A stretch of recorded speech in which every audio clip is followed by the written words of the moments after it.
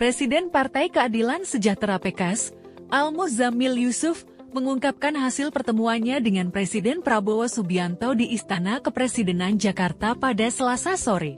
Pertemuan yang berlangsung selama 2,5 jam tersebut lebih dari sekadar silaturahmi, melainkan ajang diskusi mendalam mengenai berbagai isu krusial terkait masa depan bangsa. Muzammil menjelaskan bahwa salah satu topik utama yang dibahas adalah upaya memelihara kualitas demokrasi Indonesia. Pembicaraan fokus pada bagaimana menciptakan sistem demokrasi yang tidak berbiaya tinggi dan mampu melahirkan pemimpin yang benar-benar diharapkan masyarakat. Sejalan dengan itu, mereka juga menyoroti pentingnya meminimalkan korupsi dan politik uang di Indonesia. Ini komitmen Pak Presiden Prabowo besar sekali, ujar Muzammil, menekankan keseriusan kedua belah pihak dalam memberantas korupsi. Selain itu, pertemuan juga membahas implementasi pasal 33 Undang-Undang Dasar tahun 1945.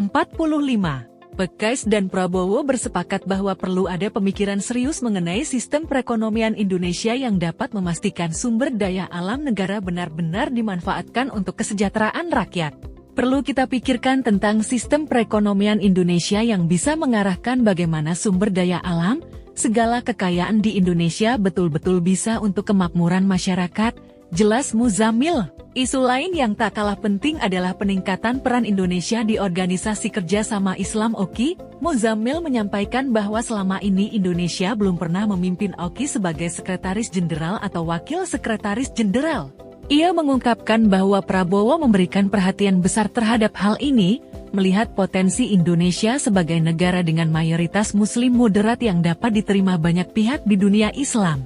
Muzammil menambahkan bahwa isu-isu besar seperti demokrasi berkualitas, pemberantasan korupsi, dan undang-undang sistem perekonomian nasional akan didalami lebih lanjut oleh bidang kajian masing-masing partai atau fraksi di DPR.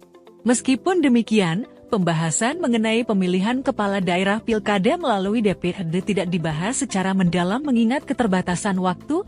PKS sendiri belum menyampaikan sikap resmi terkait wacana tersebut. Pembicaraan kami tadi pada isu-isu yang saya sampaikan tadi itu saja, tegas Muzammil, menepis spekulasi tentang pembahasan posisi PKS di Kabinet Merah Putih. Ia menegaskan bahwa PKS sangat mendukung kebijakan Prabowo terkait koperasi, ketahanan pangan, dan pemanfaatan sumber daya alam untuk kemakmuran rakyat. Mudah-mudahan di era Pak Prabowo ini bisa mengentaskan kemiskinan masyarakat, pungkas Muzammil, menyampaikan harapan besar PKS terhadap pemerintahan mendatang.